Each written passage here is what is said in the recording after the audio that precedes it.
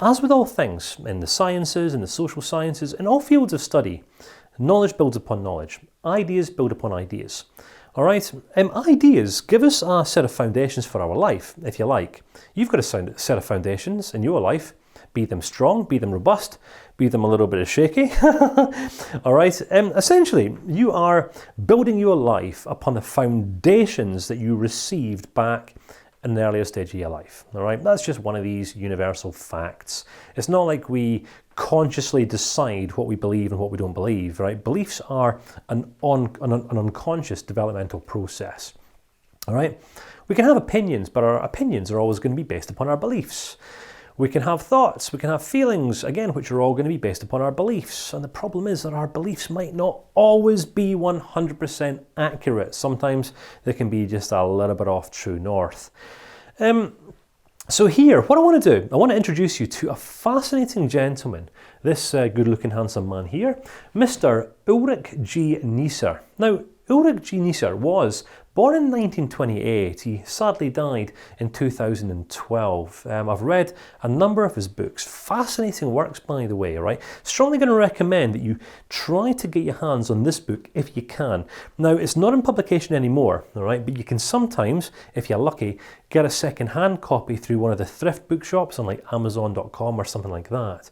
So Ulric Neisser was a German-born American psychologist who was actually referred to as the father of cognitive psychology. Neisser researched and wrote about the various levels of self-awareness. So this is what I want to present and share with you in this video. All right? I want you just to hopefully pick up a bit of a direction through which you can channel your own personal growth. So what Neisser suggested was that self-awareness happens on 5 different levels. All right, now this is interesting because if you do a little bit of a Google search today, some people would say, there's many articles out there that would say that self-awareness is kind of like a destination. It's kind of like people are either self-aware or they're not. Neisser, the founding father of cognitive psychology, suggested that there are layers of self-awareness. Now that's interesting, isn't it? He suggested that layer number one, is this ecological self, right? So I'm going to do my best to break down these terminologies so you can hopefully relate them to yourself. People who are operating on this level of awareness are aware of internal and external stimuli. So what does this mean? Right, people who are of this level of awareness are aware of their emotions, they're aware of their thoughts, they're aware of how they feel on a day-to-day basis. On some level, they've begun to make very, very loose, usually quite inaccurate connections between the outside world and their internal world. So people at this stage of development in life, you'll hear them say things like, that person said this and made me feel like that. Now that's a very limited vocabulary. So, now you've got to think, okay, well this isn't really that particularly aware. Well, it kind of is, right? Who exists in prisons today? Well, in prisons you've got people who are convicted paedophiles, rapists, child molesters, and I'm saying some terminologies that might even be triggering something in you. All right? But seriously, there are some people in life who are that unaware, who are completely unaware, who have absolutely no awareness of any emotional sensation inside of them. There are some people who go through life completely out of tune and out of sync with their own conscience. All right? This is just extreme unawareness.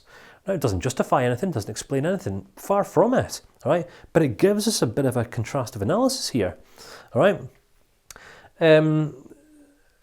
Those people who are aware of emotions, perhaps those who are chronically depressed or burning with anxiety on a day-to-day basis, know what it feels like to experience destructive emotions on this way. So of course naturally the last thing that most people would want to do would be inflict feelings of sadness or distress or tension onto other human beings because they can relate. All right, at least on this level of self-awareness, on some level, we can relate to other people when they say things to us like, I feel like this, I feel like that. All right, the last thing you're going to want to do, say you're having a really bad day, you're really stressed out, and you say, oh, I'm really stressed out, oh, I'm really, really anxious, or something like this, the last thing you want to hear is someone just saying, oh, give yourself a shake. Like, oh, give yourself a shake. Right? Those give yourself a shakers, and people who say things like that, have generally not stepped onto the self-awareness journey yet. Right? They're most likely more focused, or often more focused on producing or developing or building or creating, and some people don't even stop for long enough to consider the reasons why they are doing what they're doing in life. All right, I remember watching a video. Now this might seem a little bit disturbing. I was, on Facebook feeds. I've got no idea why some of the videos come up on my Facebook feed. I was watching this video and I didn't know what it was. I thought it was like a puppet or something, and it was a little man out in I think it was Malaysia somewhere, skinning a badger, literally peeling the skin off a badger. This badger was literally hanging there by its ankles, still alive, desperately trying to put its skin back on. And I saw this, I thought, oh, that can't be real. Then I realised that it was. It literally, inside, I was like, oh my goodness, how can human beings be so capable of such viciousness, such cruelty? All right, I don't know what response you're having to this. There's a pretty good chance it's triggered something. And I've just shared this story intentionally because if it has triggered something, then it highlights the fact that you're already on this journey of self-awareness. All right, which is a good thing. It means that you already are in the process of growing. All right, many people aren't. All right, so the key now, actually, in order for us to continue to keep on growing, is actually making more accurate connections between our externals and our internals. So the second level of self-awareness, and again, this is a journey, it's a process that we go through in life, our interpersonal self. Right? This is when we become a bit more aware of the interactions that we're having with other people. All right. Again, I don't know if you can relate. I'm at this stage of my life where I'm not as bad today as what I was going back 5 or 10 years ago. Right? I would have a conversation with someone, even half a decade ago, and once the conversation was over, I would literally replay the entire conversation in my mind, dissect it, sometimes beat myself up, say, oh my goodness, you said this, you said that, or you should have said this, you should have done that. Kind of like I'm in a position where I can change the conversation that is now a thing of the past. Come on, we sometimes beat ourselves up over things that have happened that we have absolutely no option to change, all right? But it's another level of self-awareness. Our interpersonal self actually just gets us more aware of how it is that we might be being received by other people. Well, that's very, very different from the man skinning the beaver or the badger or the little furry animal or whatever. He's just skinning away, having a happy time, doing whatever he's doing. His friends are filming this thing, completely out of touch with anything even remotely humane. All right? But here now, we're actually contemplating and considering how it is that our communications are being received. Now, don't get me wrong, some people can take this a little bit too far, end up beating themselves up and, oh my goodness, I said this, I said that, I'm useless, I'm not good enough, I'm blah, blah, blah, blah, blah. All right, no. The useful approach to growing in awareness, especially on this interpersonal level, is reflecting, learning, adapting, adjusting for the purpose of improving. All right? If you've engaged in a conversation with someone and you've said something, you've screwed up, you've put your foot in it, right? If an apology is necessary, then go make your apology and learn from it and move on. Just don't make the same mistake again. This is how we grow as human beings, all right? But some people spend their days beating themselves up for the simplest of mistakes that they make. Right? Mistakes aren't bad things, not if we learn from them. All right, so our extended self.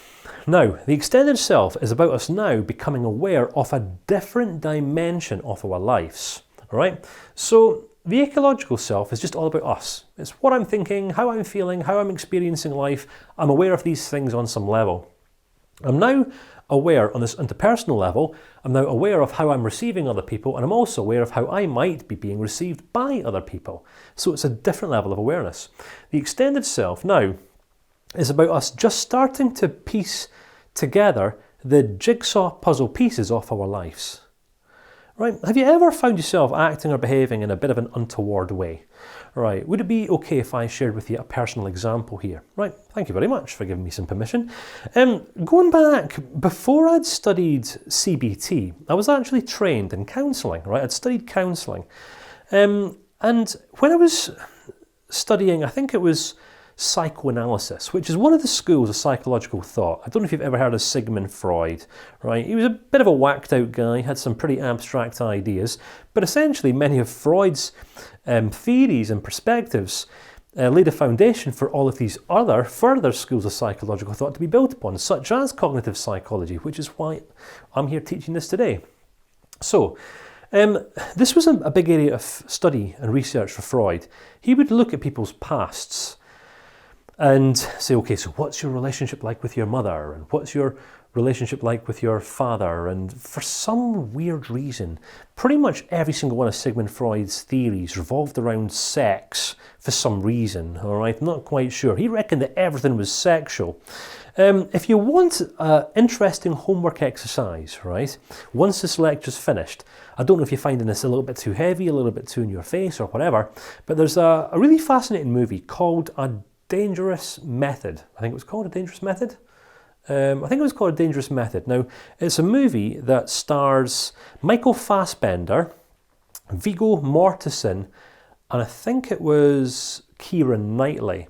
Now, this is a story about Sigmund Freud, Carl Jung, who was another really popular psychological thinker back in the day. Carl Jung was one of Sigmund Freud's students at the time. Sigmund Freud proposed that everything was sexual. Carl Jung said, I'm not sure that everything is sexual. I think that some things are just a little bit rational. I think that some people have problems that just need to be talked through. They don't need to be analysed. All right, now, you can go and watch that movie for yourself. I'm not going to give you too many spoilers here. But the conventional world of therapy, psychotherapy, psychoanalysis, even some of the earlier forms of counselling centred around one person who was sad or who's experiencing an emotional crisis sits opposite the specialist or the professional or whatever. And then the professional asks the individual questions, and what's your relationship like with your mum and dad? And how do you feel today? And tell me about your past. And let's focus on this problem. Now, I want to boldly propose here, all right, that I don't know if you've ever tried or practiced focusing on your problems for extended periods of time, all right? When people focus on their problems, guess how they tend to feel? That's right, overwhelmed by problems. When people focus on the things that they don't have in life, how do you think people feel? Insufficient. When people feel, or when people focus on perhaps all of these terrible catastrophic things that may happen in the future, how do you think people might feel? A little bit anxious, a little bit stressed out, perhaps a little bit tense, and so on and so forth. So, we can now begin to, hopefully, identify there's a relationship between that which we focus on and that which we feel. All right, can you see this? All right, I'm doing my best to take you on a journey of insight here, not just give you head knowledge, but I want to give you some understanding. All right, we begin to grow in profound understanding and insight as we become more aware of this extended self. Right, so the example I was going to give you was when I was studying counselling, close to 10, maybe 11 years ago now. I used to struggle with temper, right? I used to get really, really frustrated, and I would blame people for my temper, for my frustrations. I absolutely hated people who assumed roles of authority, right? I wouldn't relate well to people who were authoritative by nature, all right? Rule makers, rule keepers, so on and so forth. So if anyone ever tried to tell me what to do, inside of me, I'd be like, ugh, it's kind of like something's just wanting to burst out of my chest. Like, ugh, ugh. I would rebel against people. I've always been a bit of a rebel, you see. So I never understood why. All right. Now, for many, many years, I beat myself up because I defined myself on an identity level as being, I'm just an angry person. So that kind of gave me justification as to why it was that I was so angry all the time, but I never understood why. As we grow and develop ourselves on this level of self-awareness, we begin to actually piece together the pieces of our lives and make better sense of ourselves today. There's a reason for our emotional triggers. There's a reason for our behaviours. There's a reason why we react and respond to life and people and situations and things in the way in which we do sometimes. So my frustration, guess what? It wasn't just because I was an angry, frustrated person. All right, as part of my counselling training, I actually had to undergo a succession of 10 different counselling sessions, right? So, now I didn't realise back then I had any issues. I would have said, I've got it all together. I'm studying psychology, I'm studying counselling, I have a bit of a base understanding of CBT back then anyway, I've got it all together. But I think what I learned back then was sometimes we just don't know what we don't know. Sometimes we can't see what we can't see. Sometimes we think we know it all, but we don't. We've just deceived ourselves. So it was actually in the context of this counselling session, the counselling, the guy that I was kind of working with, he said to me, "So Kane, tell me about your frustration. You know, your frustration towards people in positions of authority." And it wasn't like I had to think about this. I think I'd experienced something quite recently where I think it was in the role of employment I was in at the time. And before I went self-employed and started teaching training courses like this, I'd been spoken down to by one of my managers in an old role. And I said, "Oh, this person spoke to me like this and put me down and went off." And he said, "Oh my goodness, I can see this is a real thing for you.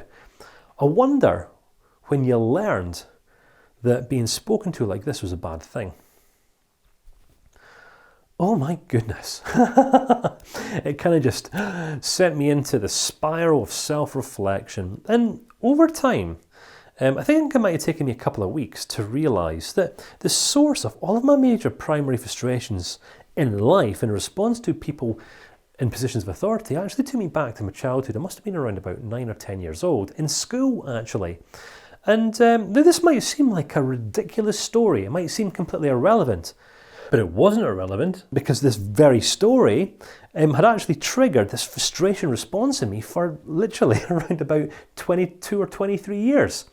So back then, I think I'd wanted to go to some school outing. And this was, I think, in the north of England where I lived at the time, in the Lake District. And the teachers required a letter of permission given by parents in order for children to attend this event. Guess who the only child in the school group who didn't get this letter of approval from the parents was?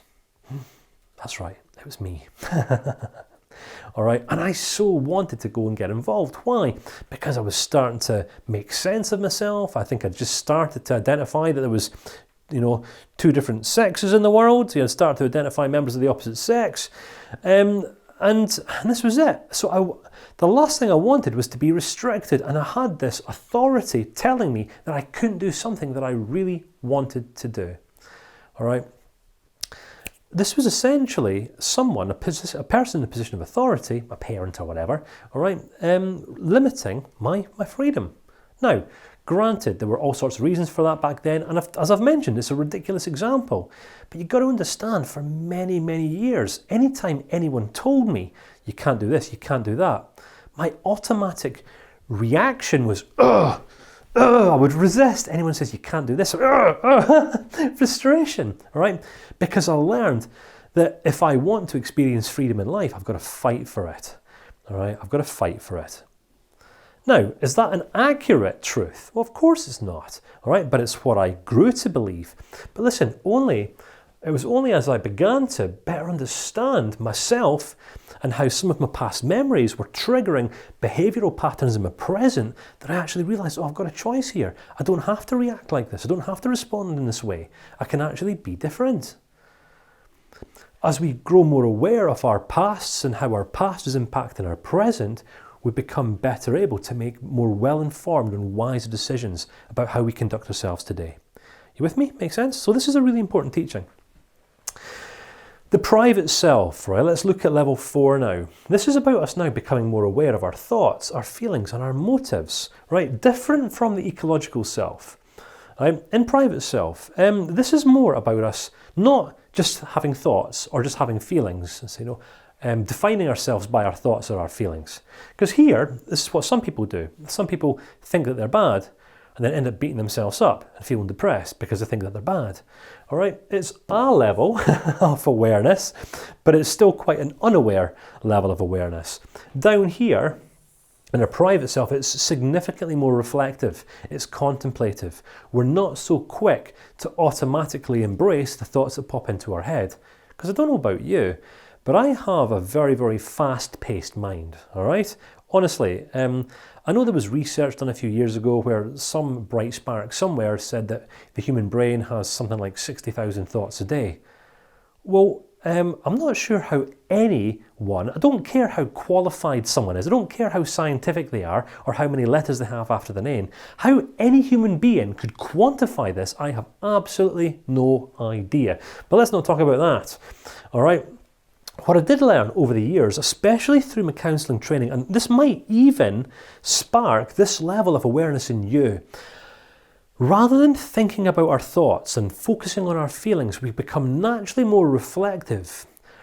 Becoming more reflective is about us actually asking questions, the reason why. Right? Okay, so I'm feeling a little bit anxious right now. Why? Why? Not, I'm anxious, I need healed, I need cured, I need to go and speak to a cognitive behavioural therapist to fix me. No. There's a reason for it. Why? What are you focused on? What are you stressing out about? There's a reason, right? Now this kind of bases itself upon this kind of cause and effect principle. You know, principles are kind of like these universal truths we can really build and base our life upon. Right? Some people will say that they are their feelings. Some people will say that they are their thoughts. Some people will say that feelings and emotions are illnesses and disorders and conditions. Right? Other people will say that feelings and emotions are a result of something else. Cause and effect. Emotions are the effect of a prior cause. So the final level of self-awareness, all right, the pinnacle of self-awareness success, if you like. This is when we become aware of being aware. It's where we're actually able to begin to hold a relatively objective as objective gets, perspective. We can start reviewing ourselves accurately, defining ourselves accurately in a healthy way, in a way that's unrestricted. We define ourselves not by how we feel or by what we think or by what we believe, but by who we actually are. This is when we go on this personal growth journey, all right? So the understanding or reaching this level of self-awareness is kind of the starting point of our personal growth journey. If we are still, as human beings, defining ourselves by our thoughts, by our feelings, by our behaviours, by our past life's outcomes, then of course we're going to be up here rolling around in the dirt, struggling emotionally for many, many years. But when we can progress and begin to discipline our minds in such a way, we actually become more aware of, oh my goodness, okay, so I'm feeling this, and there's a reason for that. What was I focusing on? Over time, we become able to manage and regulate our mind. As we do this, we become significantly more responsive to life, more responsive to other people, more responsive to ourselves, our own internal stimuli, and more responsive to the world at large, rather than reactive. All right, this is essentially us taking control of our very own lives.